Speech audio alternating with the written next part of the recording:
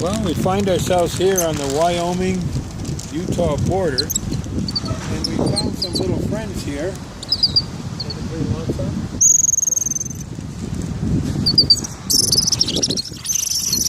These are American prairie dogs.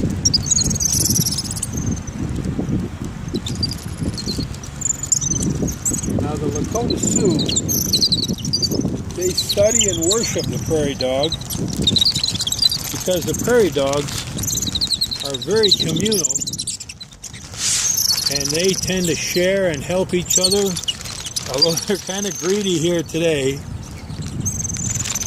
But they worship the prairie dog because the prairie dog shows you the strength in family and the strength in numbers. And they're one of the few animals that share so much of everything with each of the other with each other and other creatures, and they're very valuable in irrigating the and fertilizing property, but also aerating the ground to make things grow.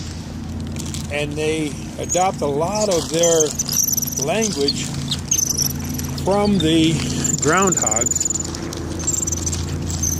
And as you hear the Oglala Lakota and the Sioux, the Dakota, the Nakota.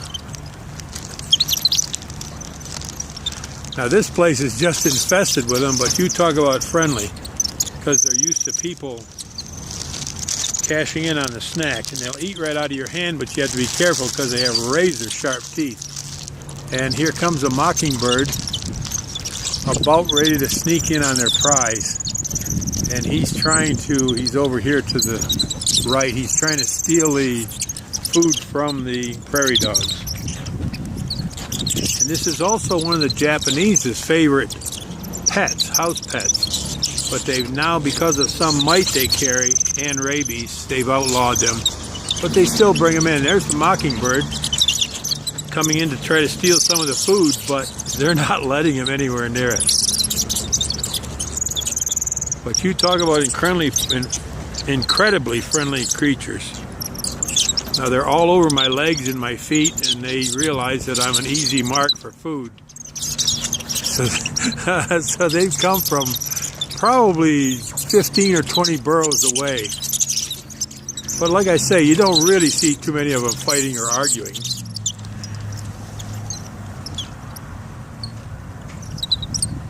But they also, you can see the call.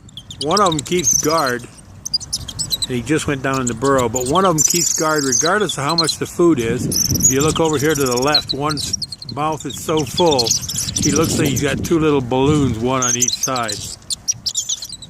But there's, it looks like about 5 generations here, all the way from little tiny ones. They don't let the little tiny ones out of the burrow, but small ones all the way to grown adults. And you'll see the adults are the watchdogs. So the Indians learned a lot from studying these prairie dogs. And the prairie dogs, to the Lakota Sioux, are sacred. And of course, we're right here on the Wyoming-Utah border. More film at 11.